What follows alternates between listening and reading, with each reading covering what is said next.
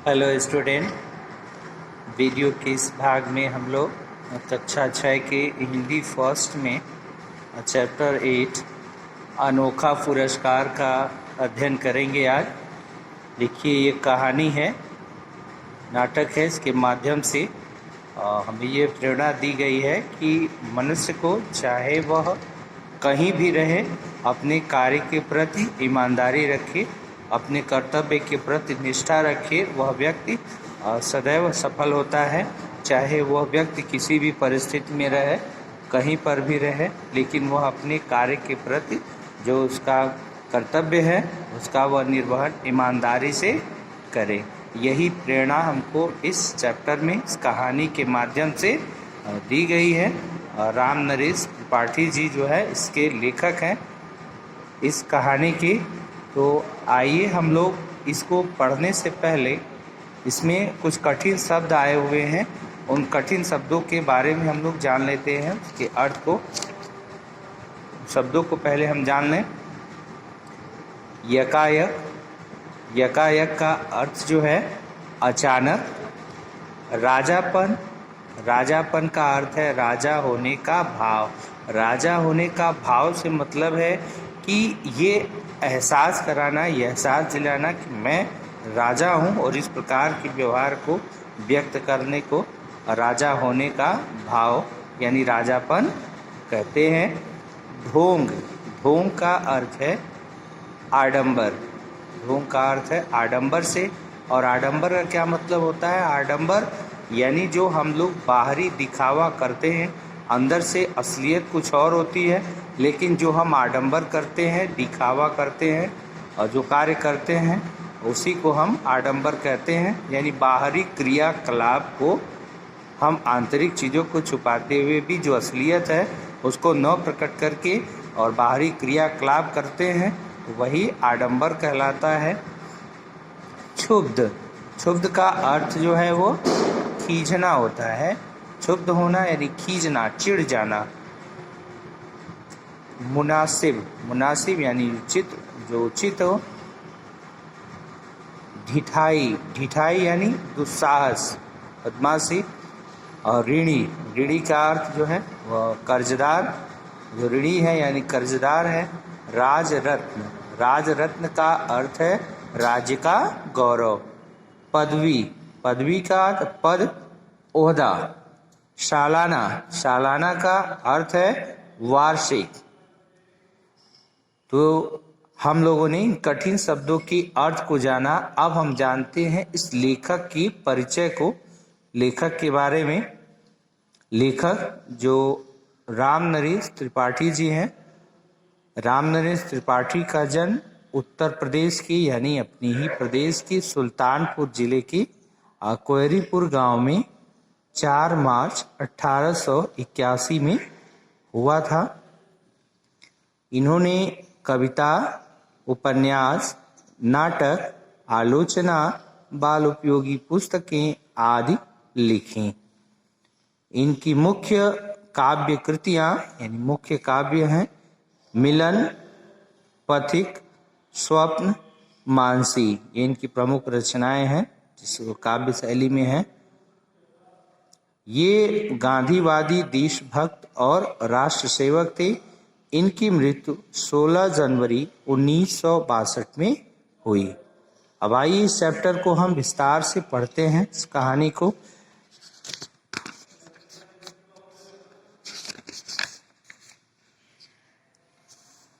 इस चैप्टर के बारे में मैंने पहले ही आपको बताया है कि यह हमें प्रेरणा देने के लिए है। और कैसी प्रेरणा?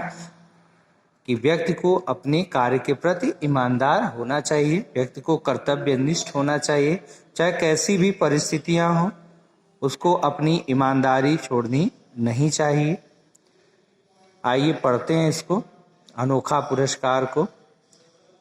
प्रस्तुत नाटक में बताया गया है कि जो लोग अपना कार्य पूरी निष्ठा और लगन से करते हैं उन्हें हर जगह सम्मान मिलता है। देखिए, इस नाटक में ये बताया गया है, यानी उसके माध्यम से, इस पुंडरीक के माध्यम से, यानी वर्णक्षक जो है तो इसके माध्यम से, इसके कैरेक्टर के, इसी के चरित्र के माध्यम से हमें ये बताया गया है कि हमें जो है चाहे जो भी कार्य हम करते हों उसमें हमारी पूरी निष्ठा और लगन होनी चाहिए।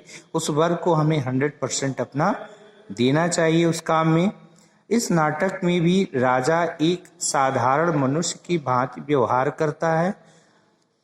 जब वह एक दिन शिकार खेलते खेलते जंगल में भटक जाता है, तब देखिए यहाँ पर तक लिखा हुआ है, ये मिसप्रिंट है, आपकी किताब में गलत प्रिंट हुआ है, यह तक नहीं तब होगा। भटक जाता है तब उसे पुंडरीक नामक ईमानदार नागरिक मिलता है। यानी एक राजा है जो अपने ही राज्य में जो है शिकार करते करते जंगल में भटक गया है, और वह जब भटकने के बाद जंगल से बाहर निकलकर एक रास्ते पर खड़ा होता है, तब उसे उसकी मुलाकात जो है उसी के जंगल के वन रक्षक पुंडरीक से होती है, जो एक ईमानदार नागरिक है अपने राज्य का, जो अपनी नेक नियत से राजा का हृदय जीत लेता है। नेक नियत यानी अच्छी नियत, और अच्छी नियत किसके प्रति? अपने कर्तव्य के प्रति, जो उसको कार्य मिला है उसके प्रति उसकी निष्ठा को देख करके, उसकी ईमानदारी को देख करके राजा जो है वह प्रसन्न हो जाता है और उसी को एक पुरस्कार देता है। ठीक है, अब आइए हम इस पूरी कहानी को विस्तार से जानते हैं। दृश्य क्या है? प्रथम दृश्य जो है, पात्र देखिए, पात्र पहले हम जान लें। राजा है, वनरक्षक हैं, सरदार हैं, 3 कैरेक्टर हैं इस कहानी के, इस नाटक के 3 पात्र हैं।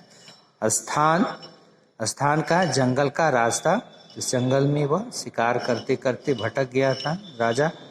समय क्या है? शाम का समय है। आइए देखते हैं प्रथम दृश्य क्या है। राजा जंगल से निकलकर एक रास्ते के किनारे खड़ा है, यानी वही राजा जो है जंगल में शिकार कर रहा था और भटक गया था, और वो बाहर निकल करके जंगल से एक रास्ते पर खड़ा है। देखिए, राजा यकायक पहुंचकर अचानक से घबरा के जंगल से निकल के एक रास्ते पर खड़े होकर के, यह तो किसी के घर का रास्ता है, यह सबके लिए खुला नहीं हो सकता। और वह सोचता है कि यह तो किसी के घर का रास्ता है और यह सबके लिए खुला नहीं हो सकता। चुपचाप होठों पर उंगली रखकर, यानी जैसे आज व्यक्ति जब चिंतन करता है तो अपनी होठों पर उंगली रख कर के उसी प्रकार क्या सोचते हैं? मैं राजा हूँ, आश्चर्य है, अंधेरा मेरा कुछ भी नहीं, कुछ भी परवाह नहीं करता, वह बढ़ता ही आ रहा है। और वह चिंतन करते हुए राजा ये सोचता है कि अजीब हाल है कि मैं राजा हूँ और आश्चर्य है कि ये अंधेरा जो है जरा सा भी मुझसे घबरा नहीं रहा है, मेरी परवाह नहीं कर रहा है, और वह बढ़ता ही आ रहा है। क्योंकि मैं रास्ता भी भटक गया हूँ तब भी इसको डर नहीं है। मामूली आदमी की तरह मैं भी भूल भटक सकता हूँ। पूरब, पश्चिम, उत्तर, दक्षिण दिशाएं भी जो मेरा आतंक मानती थी, इस समय सब चुप है। अरे भाई, मैं भी राजा होने के साथ साथ एक आदमी भी हूँ, मनुष्य हूँ, और मैं भी मामूली आदमी की तरह रास्ता भूल भटक सकता हूँ कभी। और कह रहे हैं कि पूरब, पश्चिम, उत्तर, दक्षिण दिशाएं जो मेरे डर से कांपती थी, मेरे भय से, मेरे आतंक से आतंक मानती थी, वो सभी इस समय चुप है। यानी वो चारों दिशाएं भी चुप हैं। दरबार में बढ़ बढ़कर बातें करने वाली मेरी बुद्धि इस समय नहीं बता सकती कि मैं किधर जाऊं, और दरबार में बैठकर मैं ढेर सारी नीति की बातें करता हूं, और इस समय हमारी बुद्धि जो है ये कुछ बता नहीं पा रही है कि मैं किधर जाऊं, क्या करूं। और ये बढ़िया बढ़िया चमकीले कपड़े, ओह, मुझे बहुत भारी लग रहे हैं। और उस पर से ये जो चमकीले बढ़िया बढ़िया कपड़े हैं, ये मुझे बहुत ही भारी प्रतीत हो रहे हैं, मुझे बहुत ही भारी लग रहे हैं। आज मेरा सारा अभिमान मुझे झूठा जान पड़ रहा है। और वो कहते हैं कि आज मेरा सारा गर्व, अभिमान, जो अभिमान किसका? कि मैं एक राज्य का राजा हूँ, और उसको अभिमान है राजा को इस बात का, वो सारा अभिमान आज राजा को झूठा जान पड़ रहा है, झूठा पता चल रहा है। क्योंकि राजा क्या है इस समय? राजा बेबस है। जंगल से निकलकर वह एक रास्ते पर खड़ा हो जाता है, और राजा क्या है इस समय? वह बेबस है। कुछ सोच समझ नहीं पा रहा है कि अब वो क्या करे।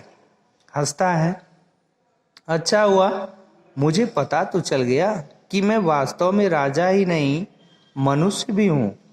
और उसके बाद फिर वह हंसता है राजा और ये कहता है अपने मन ही मन में कि चलो बढ़िया हुआ, कम से कम आज ये भी पता चल गया कि मैं वास्तव में एक राजा ही नहीं हूँ बल्कि एक आदमी भी हूँ। क्यों ये बात कही उसने?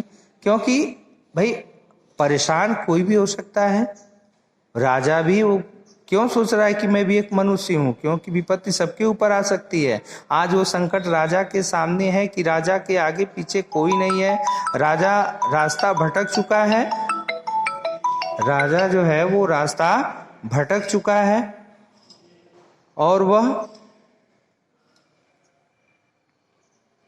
इसलिए ये कहता है कि मनुष्य हूं, मैं भी परेशान हो सकता हूं। किसी की आहट सुनता है और उसी वक्त वह किसी की आहट सुनता है, किसी के आने की, कोई आ रहा है, मुझे क्या करना चाहिए? और वो सोचता है कि कोई आ रहा है, अब मुझे क्या करना चाहिए? क्या कुछ राजापन दिखाऊं?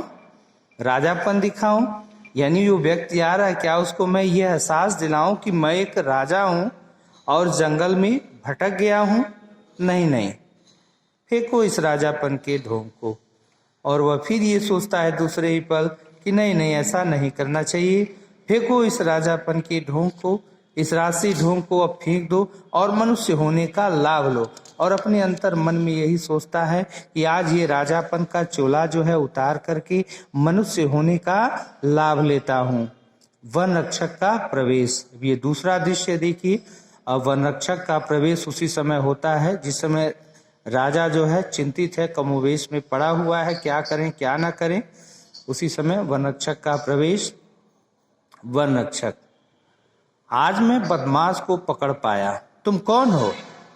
और वन रक्षक जैसे ही आता है वो कहता है कि आज तो मैं बदमाश को पकड़ पाया, पकड़ लिया मैंने, तुम कौन हो? राजा क्या उत्तर देता है? मैं बदमाश नहीं हूं, तुमको विश्वास दिलाता हूं। और राजा ने कहा कि मैं बदमाश नहीं हूं, मैं तुमको विश्वास दिलाता हूं। वन रक्षक, अच्छी बात है, किसने बंदूक चलाई? वन रक्षक फिर कहता है चलो अच्छी बात है कि तुम बदमाश नहीं हो, पर बंदूक किसने चलाई? राजा, मैंने नहीं चलाई। और राजा फिर ये कहता है कि मैंने तो नहीं चलाई। वन रक्षक तिरस्कार के स्वर में, तुम झूठ बोलते हो।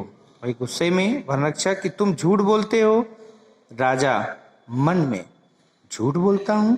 कैसे दुख की बात है कि मैं राजा होकर एक अपराधी की तरह सुन रहा हूं। और उसकी बातों को, तिरस्कार भरी बातों को सुनकर के राजा मन में ये सोचते हैं कि मैं झूठ बोल रहा हूं। कैसे दुख की बात है कि एक राजा होकर मैं अपराधी की तरह इसकी बातों को सुन रहा हूं। फिर वह मन ही मन यह सोच करके फिर प्रकट में यानी व्यक्त करते हैं अपनी बातों को, तुम मेरी बात का विश्वास करो भाई, मैंने बंदूक नहीं चलाई। और फिर वो कहते कि भाई तुम मेरी बात का विश्वास करो, मैंने बंदूक नहीं चलाई।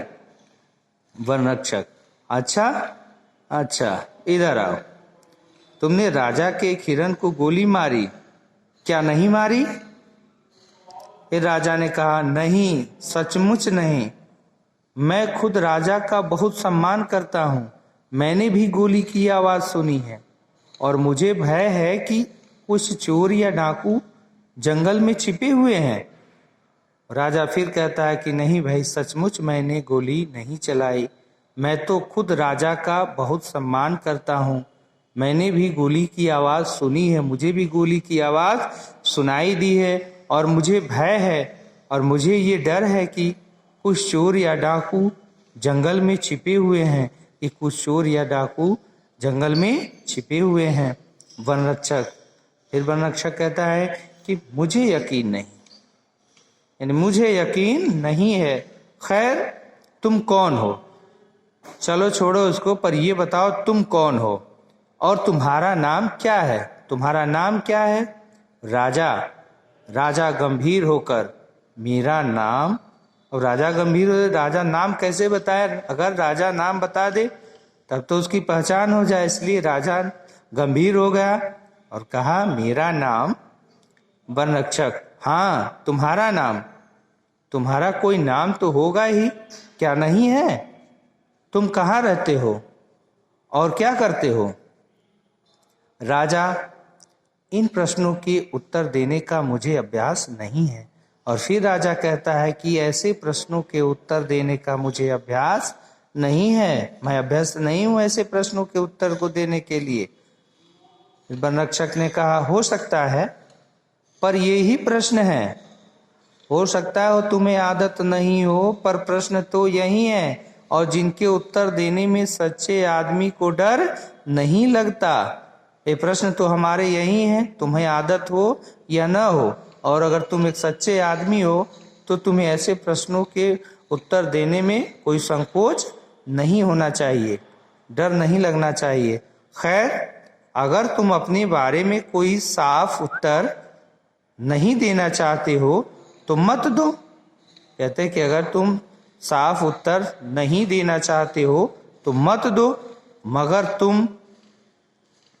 मगर तुम जाना कहाँ चाहते हो? मगर तुम जाना कहाँ चाहते हो?